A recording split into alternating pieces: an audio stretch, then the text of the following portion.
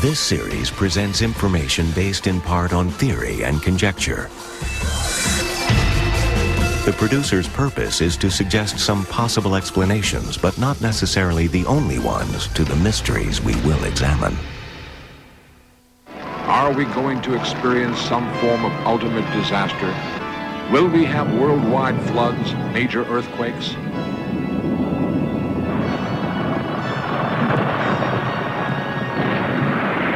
Perhaps an unexpected collision with planetary debris will trigger the ultimate catastrophe. These things happen. They've happened in the past. We could expect them to happen again. And it may be that the timing is that we're going to see an event such as this. Is it possible that a cataclysmic event could occur that would affect the entire human race? Could this ultimate disaster happen in our lifetime?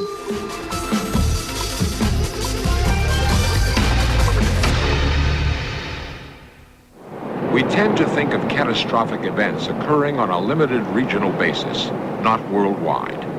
Yet the yearly toll of destruction by earth, air, fire, and water is immense. Earthquakes have been on the increase around the globe since 1976. In that year alone, more than 800,000 people lost their lives, and millions of dollars worth of property was destroyed. In one day in 1974, tornadoes killed or injured 6,300 people and left $600 million worth of damage in 13 states.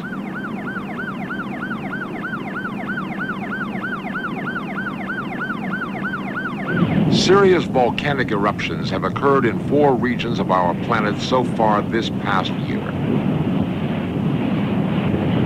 200 square miles of the Pacific Northwest were devastated by the eruption of Mount St. Helens in 1980. Nearly 300 people were caught by a tidal wave at Hilo, Hawaii in 1960. Property damage amounted to more than $40 million. In 1979, 200 people were killed by a giant wave in Indonesia. Are these disasters merely a prelude to larger events that may occur? Experts were asked if an ultimate disaster could be a part of our future. Some find this a very real possibility. Archaeologist, geologist Jeffrey Goodman, author of We Are the Earthquake Generation. What is coming up for the future? This has always been a theme. The Bible has talked about it. It seems that in the close of every millennium, people are particularly concerned. At the end of, when 1000 AD was coming up, people were concerned that that was going to be the end of the world. And since then, I think Western society is particularly sprinkled with ideas about there's going to be a big event. It may be that as we're moving towards an ice age, which a lot of climatologists believe we are, that the amount of ice and snow cover in the North Pole area will get so great, and also in the South Pole, that it will contribute to the instability of the Earth.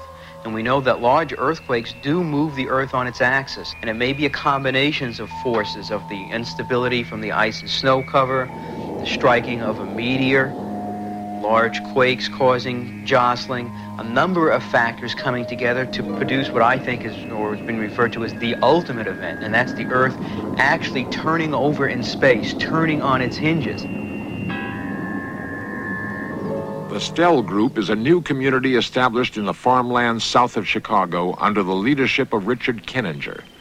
One of their concerns is how to deal with the catastrophe they feel may occur at the turn of the century. Physicist Tim Wilhelm, Stell's vice president, describes the 3 factors they feel could cause the ultimate disaster. The south polar ice mass would begin increasing in size and weight and would do so in an off-center fashion. In other words, it would not all be equally balanced around the axis, rotational axis of the Earth, but it would be offset. And just like putting balancing weights on a tire, if your tire on your car is out of balance, it tends to make it jump and bounce. And this supposedly would have the same effect. This off-center mass of ice would cause what's called the Earth's precessional wobble. The Earth precesses as it rotates. It also wobbles slightly. And with this heavy weight on one side, it would cause that to exaggerate slightly. that exaggerated wobble would put a stress force on the crust of the Earth.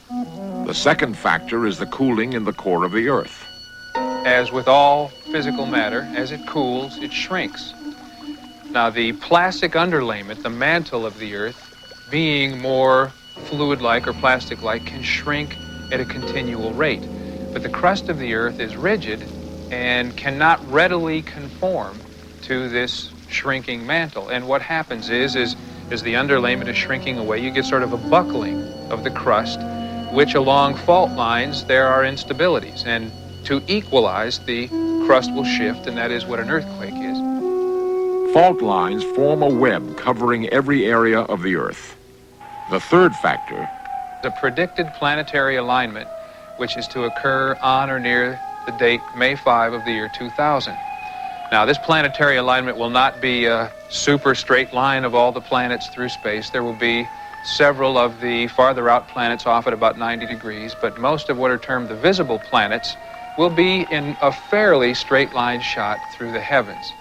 Now, it's been calculated many times over that when all the planets line up, the gravitational distortion that's created, the added gravitational pull, is not necessarily strong enough to have any major effect. But there have been studies done which show that the sun and the moon lining up alone can cause the Earth's crust to heave by more than a foot up and down, and it creates literal tides in the crust of the Earth. So gravitation does have some effect. So with the instability caused by this added wobble due to the ice mass being off-center and growing, plus the instability of the crustal arches being somewhat buckled due to the cooling and shrinking of the Earth, you add this final hair trigger at the right point in time, and that would trigger a chain of geological, geophysical events, which could be termed a cataclysm. The interesting thing, in the last 10 years, within the professional field of geology, geologists are resorting more and more to catastrophic explanations to explain how the Earth got to be the way it is, to explain why mountain ranges are there and why there are changes and why there are certain river basins and such. We now talk about how the glaciers once careened across the state of Washington to scour out the topography of lakes and scablands that we see in the central part of the state. We talk about periods of time when there were volcanic eruptions going around the Earth, the whole planet at once. All the volcanoes were spouting during the same period of time. We're talking about how meteors have periodically hit the Earth. The latest current theory is from Dr. Alvarez at UCLA, a Nobel Prize winning physicist, who says that the Earth was hit by a meteor or an asteroid 65 million years ago. This more or less turned the lights out on the Earth. There was a big cloud of dust. We know that was so because we have the element iridium that only comes from outer space, found in all the geological layers around the Earth. And we think that this event was responsible for the extinction of the dinosaurs. That suddenly, the dinosaurs didn't slowly die out, but they suddenly, catastrophically died out. And there was a great event that took place. And the thing that is a little unnerving to me is that we're seeing that it's much more the rule now, and we're seeing more and more catastrophic events having to explain things. In our space shots, we've gone off to Mars. What were we greeted with? Earthquakes. Since then, we thought all the volcanoes on Mars were extinct. Turns out there are active volcanoes on Mars. We went by Saturn, and we passed by its little satellite, its little moon, Io. There were 7 volcanic eruptions going off at once. So I think we, in professional geology, have woefully underplayed the role of catastrophic events. And as we're finding out about the realities events, it makes the traditional views, the psychic views, the intuitive views, that much more real, that much more possible. could a catastrophic event be already building in our own western United States in the form of a major earthquake? Scientists are studying new information, hoping to find the answer before it is too late. We know that there's bulging going up and down in the Palmdale area of California. We know there have been swarms of earthquakes there. We know that San Diego has recently experienced earthquakes, and the fault lines that we thought stopped along the coastline actually come on and go right through downtown San Diego. The San Andreas Fault slashes across 700 miles of California. It creates a volatile earthquake zone stretching between San Diego and San Francisco. Up in San Francisco, there's a great deal of change that has taken place within the last 2 years, and that the San Andreas Fault in that area is now changed the nature of its pressure. It's been under compression. That means the two parts of the fault have been pressing against each other, and it's been very hard to have an earthquake there while they're pressing against, because for an earthquake you need one chunk of rock to slide past another very quickly, and this gives you your tremendous energy release. But right now they have noticed that the fault is actually in expansion. The two halves are coming apart, and that's going to make it much, much easier to have a big earthquake occur there. Some scientists believe in the interconnection of geophysical events. Earthquake activity may release power from deep within the earth, resulting in volcanic eruption. We just had the eruption of Mount St. Helens, and we have always known that the Cascade Range is a very dangerous range. It's a very young mountain range. We've looked at St. Helens, which was really a pipsqueak of a volcanic eruption. There have been eruptions at Tambora that have been hundreds of times as large. And indeed, just 6,000 years ago, there was a Mount Mazama. Remember Mount Mazama? Well, it was where Crater Lake is now. And literally, the whole mountain blew up and threw ash as far east as into the plain states of Kansas and Nebraska. Given the very real possibility of a catastrophic event, will we be given time to react to an approaching global disaster? Dr. Goodman believes there will be a series of events which serve as a warning sequence. And it begins with a great deal of destruction to Japan, earthquakes, the island of Japan being really ravaged over. And then activity in Italy, Vesuvius, the volcano, it erupting. And then the activity moving over across the ocean to the Caribbean, where Mount Pelée is, on the Isle of Martinique. And then the west coast of the United States, California, being hit. And then the burners of the earth, so to speak, being turned up to high gear. We'd see the California coastline start to be crumbling away and be pushed back inland. And we'd see even warning earthquakes in such areas that we don't normally think of earthquakes, such as St. Louis, New York City, increasingly harsh weather patterns, food shortages in the U.S., and then by 1990 to 2000 would be the really devastating period. And here we're talking about earthquakes that would be literally over 10 on the Richter scale, bigger than anything anybody imagined. Beyond the advent of the geological changes and hazards already identified, could it be that the ultimate catastrophe will come from outside the Earth itself? Zecharia Sitchin is the author of The 12th Planet and The Stairway to Heaven. He believes that the writings of ancient Sumerians, which tell a story of prehistoric catastrophe, may in fact foretell our future. Fortunately, the Sumerians have left us not only very detailed writings which speak for themselves, but also pictorial evidence. This seal is very interesting. It actually depicts the whole solar system with the sun in the center, not the Earth, showing all the planets that are known to us today, plus one more between Mars and Jupiter, of which we are not aware. The planet which I call the 12th planet and which the ancient peoples called Marduk was caught in sun orbit into our solar system by having come out from outer space, was pulled in by the gravity force of all the other planets into the solar system and collided with another ancient member of the solar system called Tiamat. In the collision, Tiamat was split in two. One half of it became the asteroid belt and the comets. The other half, which was pushed into a new orbit, became the planet on which we live, planet Earth.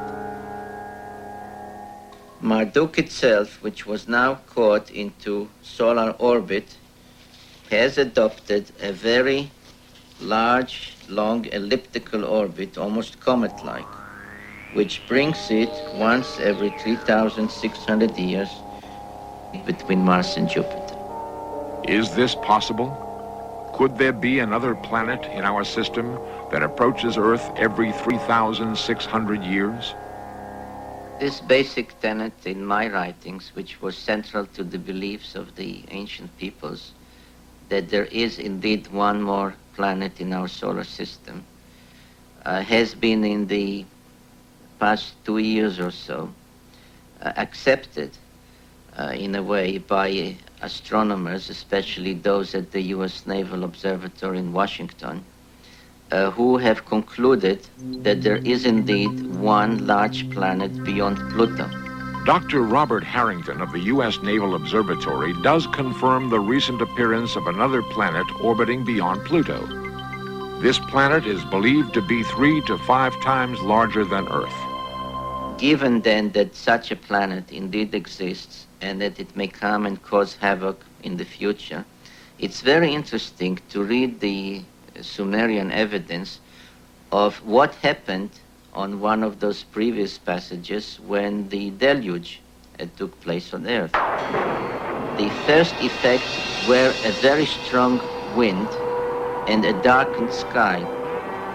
The nearing of that planet and its gravitational pull have shifted the ice cap of Antarctica off the landmass of Antarctica, creating the huge tidal wave that has engulfed our globe and that has remained in human memory as the deluge or the great flood of the Bible, of Noah, and of the Sumerian tales. Could Sumerian mythology be our history? Has our Earth actually been the victim of past global catastrophe? Would we be prepared to face an ultimate disaster? Dr. Jeffrey Goodman. There are a lot of contingencies and ramifications that could take place should these types of events start to occur. And really, it doesn't need the whole place getting shaken up or torn up. 1 or 2 earthquakes will do just fine. I think this country stood and watched in amazement when we saw the earthquake that hit Italy. November 23rd, 1980. An earthquake measuring 7.2 on the Richter scale devastated an area of south-central Italy, killing 3,000 people. And we watched it on our news broadcast, and we were very sympathetic and empathetic, and we sent aid, and we said, boy, these poor people, they weren't ready to cope with this. The Japanese have admitted that they're in a great earthquake threat, and in the Tokyo area and along that coastline from outside of Tokyo, they already have named the big quake. They call it the Tokai quake, and they expect it to come soon, and they're talking about tremendous loss of life, 250,000 homes being lost, tremendous destruction from fire, tremendous loss from a resultant tidal wave that would come with the event, and they're making very, very definite preparations. They've put up enough food and water to supply Tokyo for 10 days. They're spending a tremendous amount of money on preparedness. And similarly, now here in this country, we have various groups that have been putting out newsletters, monitoring all the information, and getting together to move to certain areas or within the area they are, become better prepared for the possibility of an event. One purpose of the STEL group is to develop a new self-sufficient culture that would survive following a catastrophe. Tim Wilhelm. One of the ways we see of doing that is developing as many capabilities right here within the community as we can. For example, we have our own water treatment plant, which is a reverse osmosis system, the kind used for desalinating seawater. We also are working under a grant from the U.S. Department of Energy, developing a community-sized fuel alcohol plant. Obviously, a task of this nature is incredible in scope and a very ambitious undertaking, to say the least. And we've looked at alternatives like building concrete bunkers and going underground for a while. And we've also looked at the alternative of lifting above the surface of the Earth in some sort of an aircraft or hovercraft or hovering aircraft, whatever you choose to call it. And we don't know what it is yet. We're just looking at that as the possible alternative. Technological advancement in the last 100 years is remarkable. We have developed machinery to aid us in our physical labor, computers to augment our minds. There have been incredible advances in communication and medicine. We've landed on the moon, on Mars, and on Venus. We're sailing into the far reaches of our solar system. Modern technology has carried us into an era of wonders. Tomorrow holds endless promise, yet it is clouded by a threat.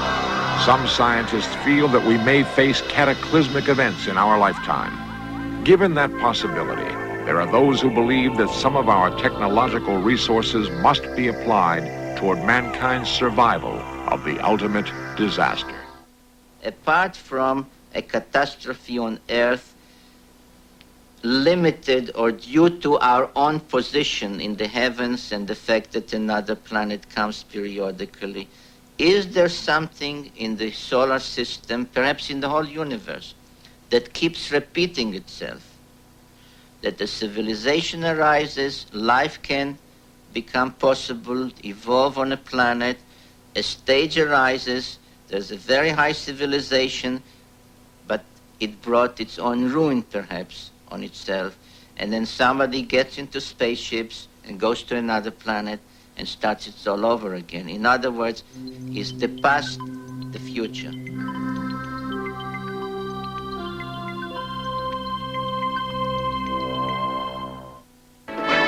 Coming up next, 20th Century with Mike Wallace reports on the people who live on the edge in earthquake zones. Then from World War I's Big Bertha to the Iraqi supergun, Weapons at War takes a look at big guns. And log on at veterans.com, a new website brought to you by the History Channel. Veterans.com, a place where veterans, their families, and others can connect, share stories, and pass on the legacies of all American veterans.